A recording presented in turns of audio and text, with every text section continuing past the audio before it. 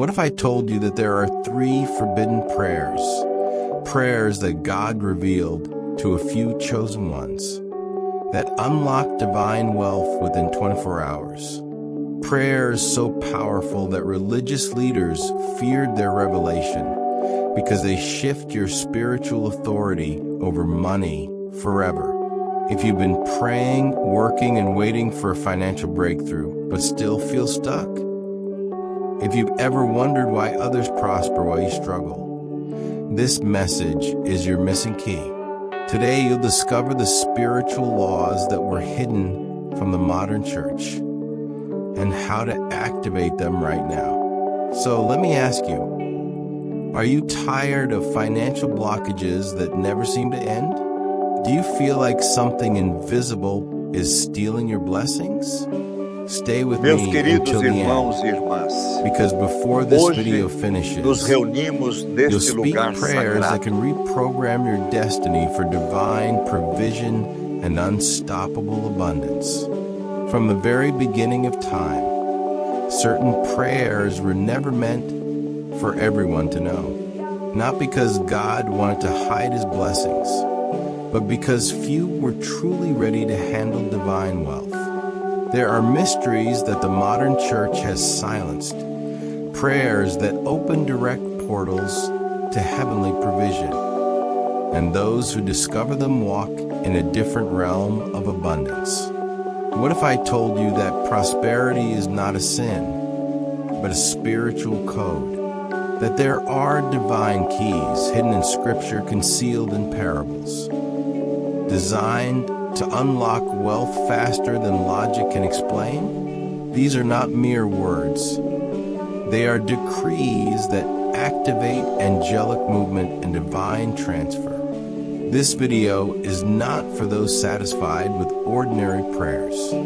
It's for those who feel something greater calling them. Those who sense that the heavens are holding a secret meant only for the chosen. Stay until the end, because what you're about to hear could break every limitation and awaken the wealth God has reserved for you since the foundation of the world. For centuries, the silence of religion has echoed louder than truth itself.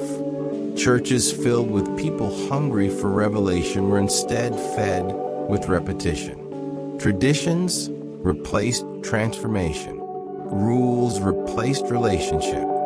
The message that once set captives free became diluted, safe, silent, and sterile. They taught believers that wealth was dangerous, that abundance was pride, that prosperity was sin.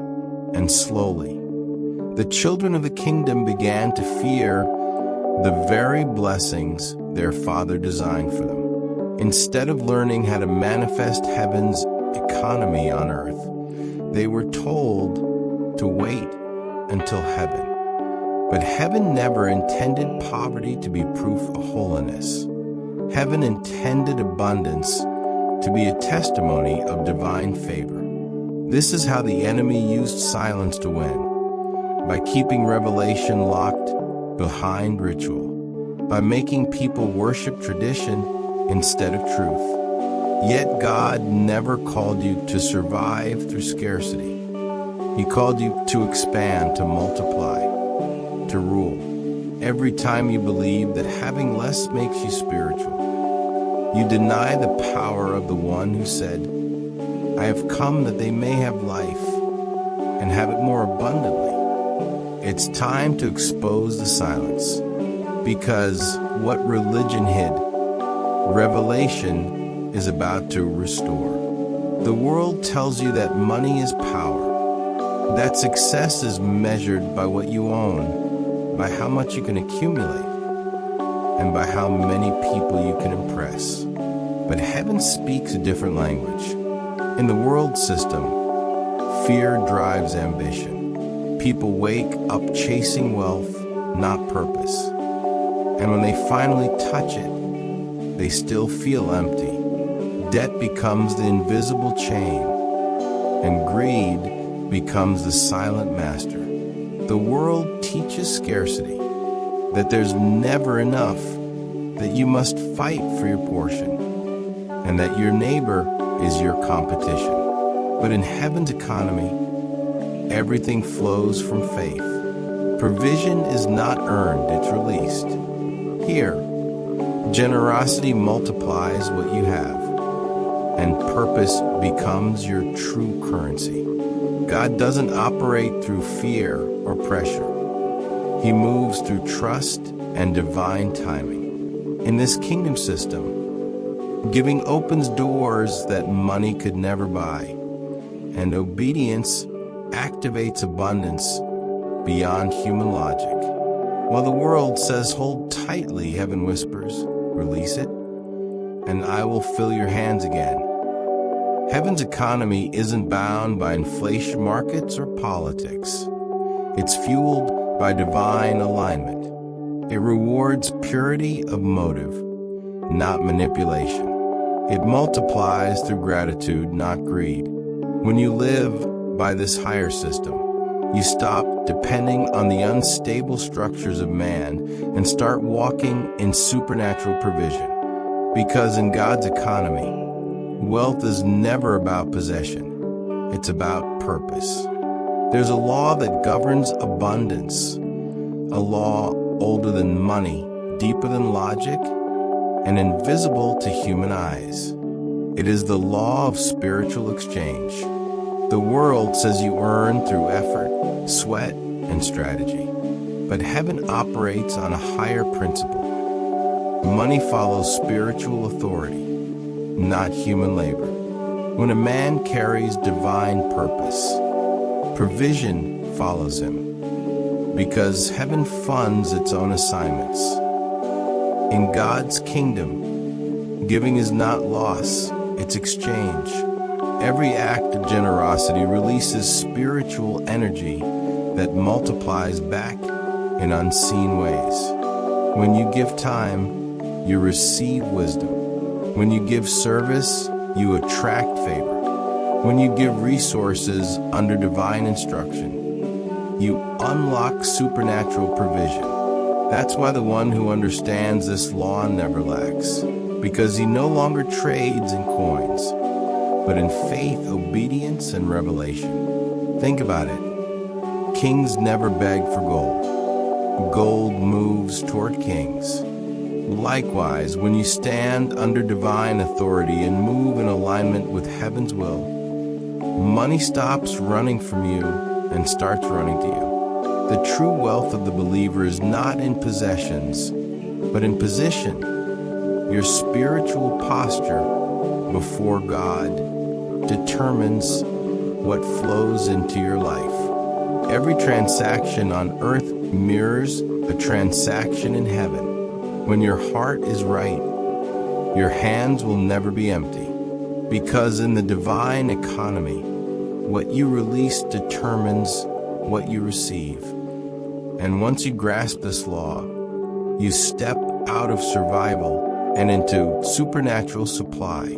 There are moments in life when effort seems to fail, when no matter how much you try, push, or sacrifice, the door doesn't open. That's because effort can move your hands, but only revelation can move heaven. The mind works by logic, but revelation works by light. And one moment of divine light can accomplish what years of sweat and struggle could never achieve. When God reveals a truth to your spirit, He accelerates what time has been delaying. Revelation is the difference between wandering in circles and walking in destiny. A man without revelation works in repetition, but a man with revelation operates in divine precision. He no longer tries to earn blessings. He aligns with them. That's why God blesses revelation, not routine. Because routine without revelation is religion. But revelation births transformation. Many live trapped in the illusion that more effort equals more success. They pray harder, work longer, and still feel spiritually exhausted. But when revelation comes, it breaks that cycle. It shows you where to cast your net.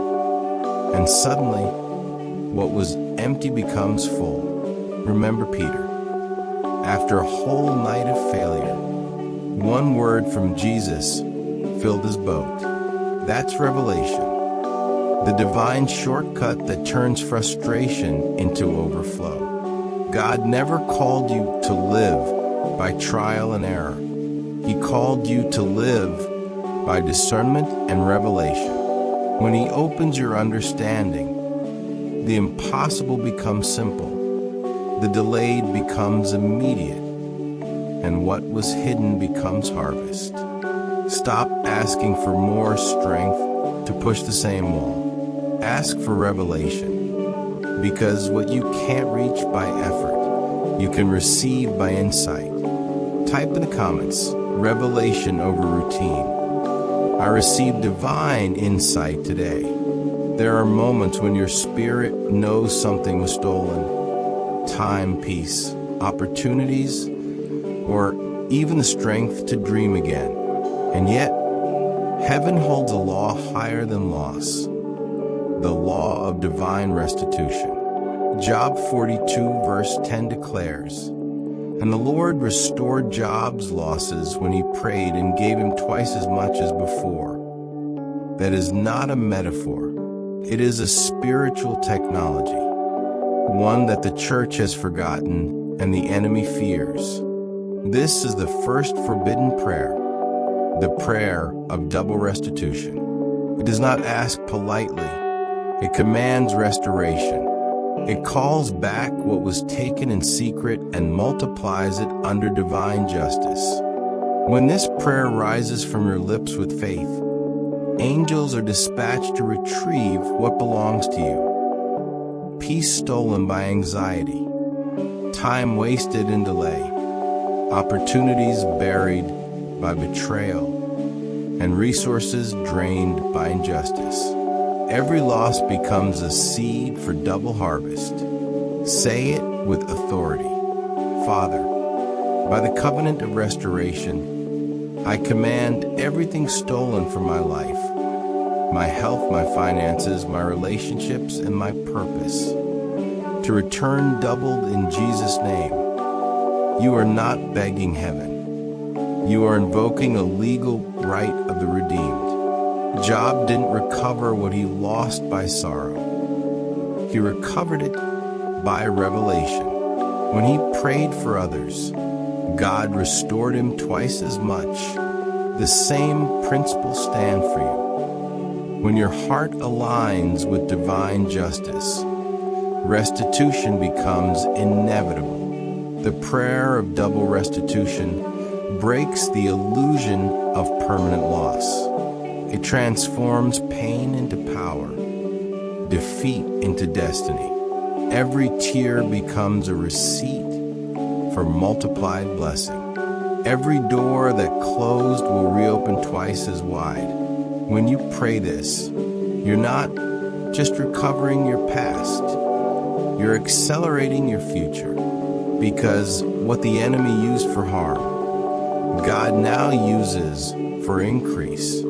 And what was once lost will return double. There comes a moment when heaven itself demands justice. And that moment is now. Every injustice you've endured, every delay that mocked your faith, every door that was shut by deceit, God is reversing it in this prophetic hour. The scales of divine balance are moving in your favor. What was taken unlawfully will return supernaturally, and what was delayed will come with acceleration. Speak this with authority. Divine justice is my portion. Every false accusation, every betrayal, every theft against my destiny is now exposed and reversed. You are not a victim of time. You are a vessel of restoration. When God releases justice, He doesn't just balance the equation. He multiplies the outcome. Every delay becomes divine acceleration. Every loss becomes a public testimony. The same God who turned Joseph's prison into a palace and Job's ashes into double blessing is moving right now in your timeline. The years of waiting are collapsing into sudden miracles. What once brought tears will soon bring triumph. Lift your voice and decree. Heaven's court has ruled in my favor. I am vindicated. I am restored. I am walking in divine justice. Your story is not ending in loss. It's being rewritten with glory. Justice is not coming someday. It's being activated in this very moment. Many believers confuse silence with rejection. But in the realm of the Spirit, unanswered prayers are rarely denied. They are simply misaligned. God does not respond to noise, emotion, or desperation. He responds to authority. Heaven moves when you pray from revelation, not reaction. There are people crying for change, yet their words carry no weight because they are not positioned under divine order. When a king speaks, even softly, his decree is obeyed. But when a beggar pleads, no system moves. The difference is not the volume of the voice. It is the authority behind it. That's why Jesus didn't teach his disciples to cry harder. He taught them to pray with alignment, saying, "Thy will be done." True prayer is not convincing God to act. It's synchronizing your heart with his kingdom so that what's already written in heaven manifests on earth. So when it feels like God is silent, ask yourself, am I praying from fear or from faith? From emotion or revelation? Because heaven cannot endorse what is out of alignment with divine order. Once you stop praying from need and start praying from kingdom position, delays turn into acceleration, and silence turns into manifestation. Declare this truth. My prayers are no longer emotional. They are prophetic. I speak as one with divine authority, and heaven responds. There are prayers that shift the speed of heaven itself. Declarations so aligned with divine timing that they cause eternity to invade your present. The 1,000-day prophecy is not a wish. It is a command of acceleration. It's a moment when God compresses time, when what should take years begins to unfold in days. According to Amos 9, verse 13, the plowman shall overtake the reaper. In other words, your harvest will meet your seed before it even hits the ground. When this prayer is released, delays dissolve. You enter a supernatural current where everything missing begins to chase you. The job that seemed far away, the relationship that felt impossible, the dream that looked delayed. God pulls them into now. It's not that time changes. It's that heaven bends it. The same God who turned water into wine in seconds can turn years of struggle into sudden promotion, healing, and recognition. This is the prayer that activates divine compression, where 1,000 days of progress manifest in a single day of favor. When you pray it, you are not asking for speed.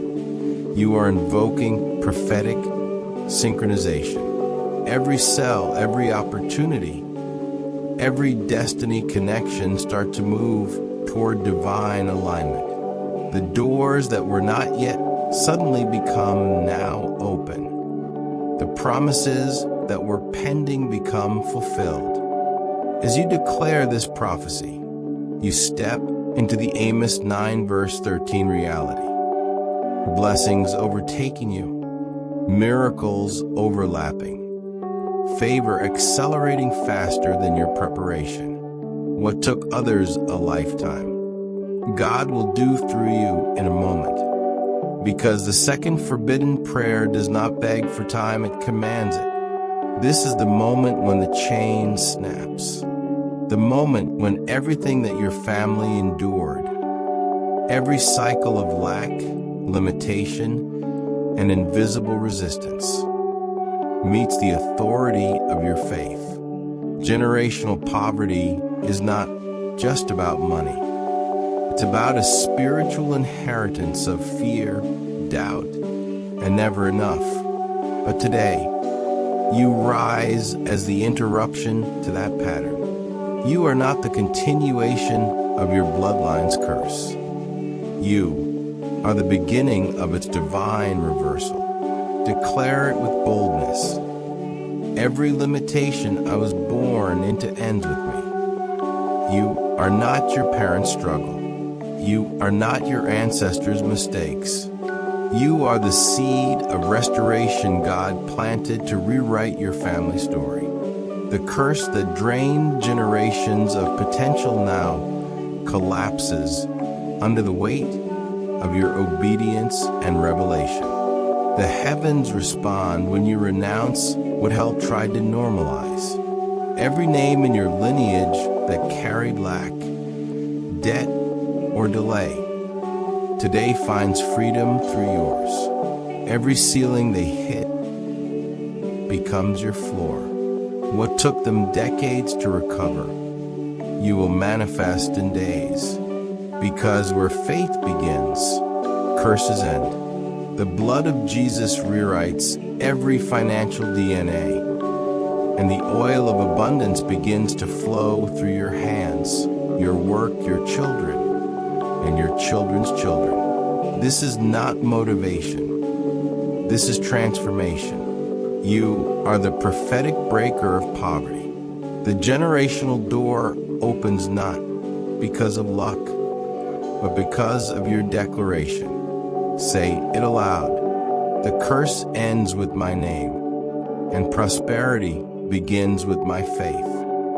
There is a war for your provision, not fought in banks or offices, but in the invisible realm of the Spirit. The enemy knows that whoever controls your resources controls your choices. That's why the spirit of mammon operates not just through greed, but through fear. Fear of losing, fear of lack, fear of never having enough. It whispers lies disguised as logic. You must work harder. You must hold tighter. You must survive alone. But every time you bow to fear, you strengthen the chain that keeps you bound. Mammon is not after your wallet. It's after your worship. It wants your trust, your loyalty, your peace. It wants you to believe that provision comes from a world system, not from God's kingdom. That's why it enslaves generations through debt, competition, and comparison. It blinds people to the truth that money is a tool, not a master. And until you expose this spirit, you cannot be free to prosper the way heaven intended. But truth is the sword that cuts this bondage. When revelation enters your heart, the lie loses power.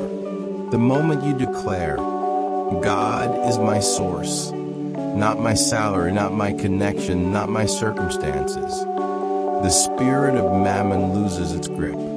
You begin to operate under divine provision, where doors open without reason, where favor replaces fear, where giving becomes your greatest weapon. This is not about chasing wealth. It's about reclaiming authority. You were never meant to serve money. Money was created to serve the purpose of God in your life. The enemy's control ends when you see that true provision begins in surrender. Break the agreement with fear. Renounce the false master and step into the economy of heaven, where your obedience becomes your overflow. There comes a moment in every believer's life when the spiritual and the material collide, when heaven's economy begins to move. and what was once stored in darkness starts shifting into the hands of the righteous. This is not a metaphor. It is a divine transaction sealed in Proverbs 13, verse 22. The wealth of the sinner is stored up for the righteous. That storage was never meant to be eternal. It was waiting for the command of a faith-filled voice.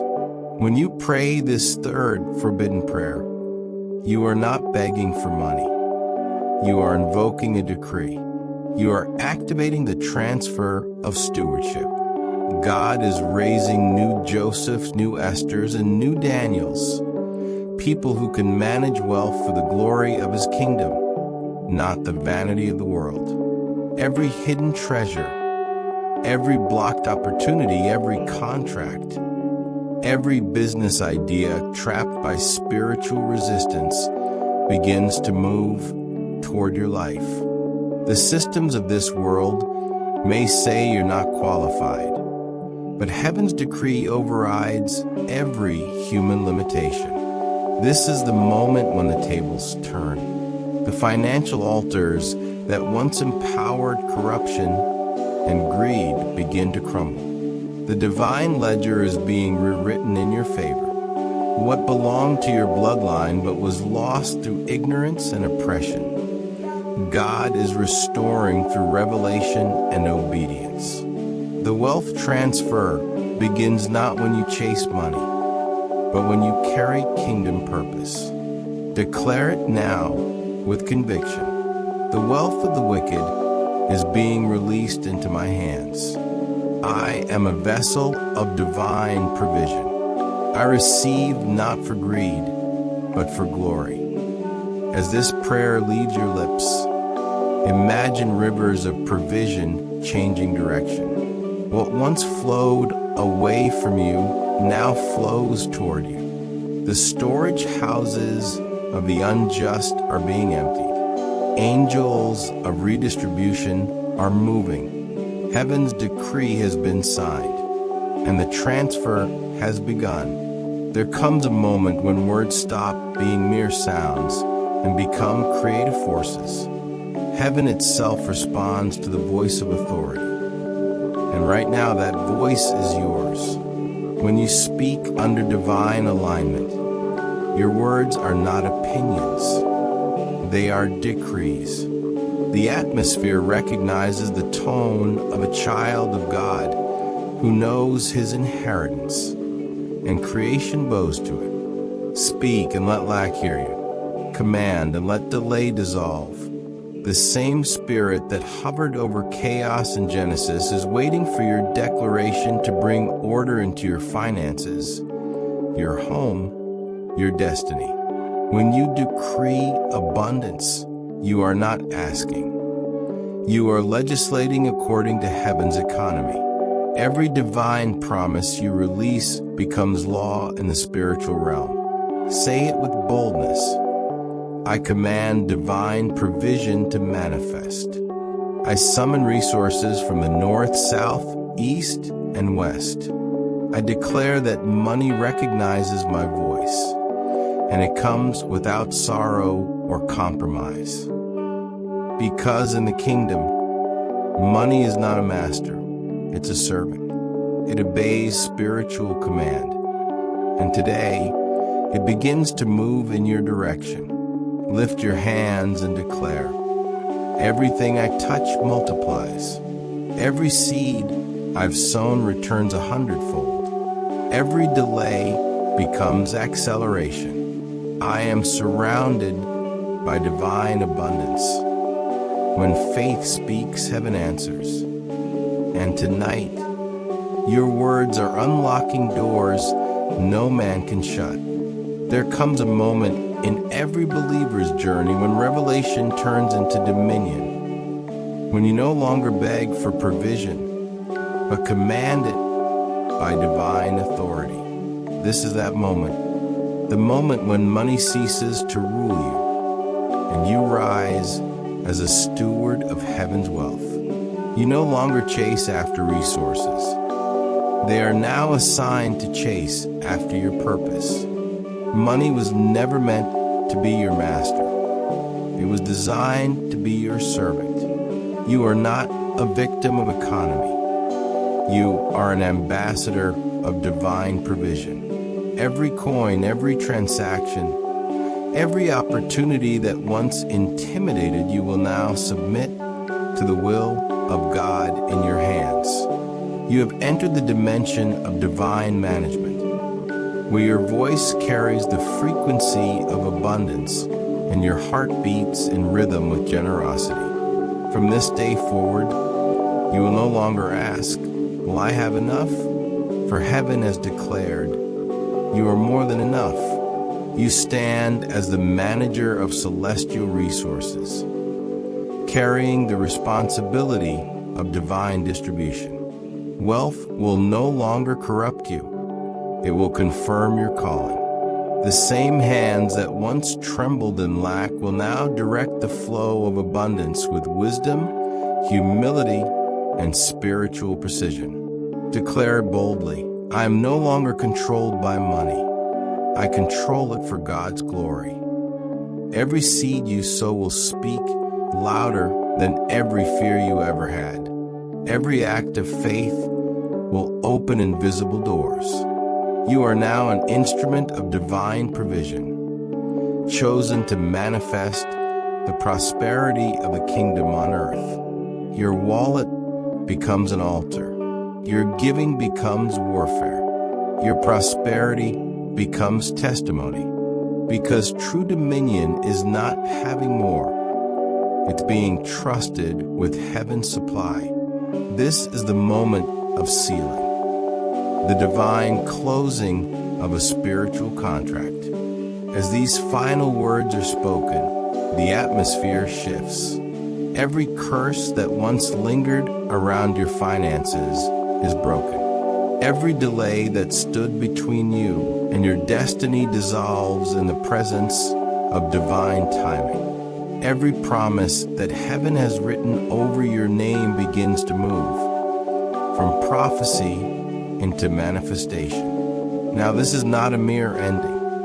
It is a beginning, a covenant moment where your faith becomes the key that opens invisible gates. Every word you've heard was not coincidence. It was heaven speaking directly to your spirit, aligning you with supernatural provision. The waiting season ends here. What was held back is being released. What was stolen is being restored. What was impossible is now in motion. Lift your voice, because silence cannot carry faith. Speak it as a decree that shakes the unseen realm. I receive divine wealth now. Say it again until your spirit believes it. I receive divine wealth now. You are no longer asking. You are receiving. You are no longer hoping. You are manifesting. You are no longer chasing. You are walking in the overflow. This is your moment of activation. The curse of lack has expired. The delay has been judged. The promise has been released. Walk in it, speak it, live it, because heaven has already signed it. You are a carrier of divine abundance.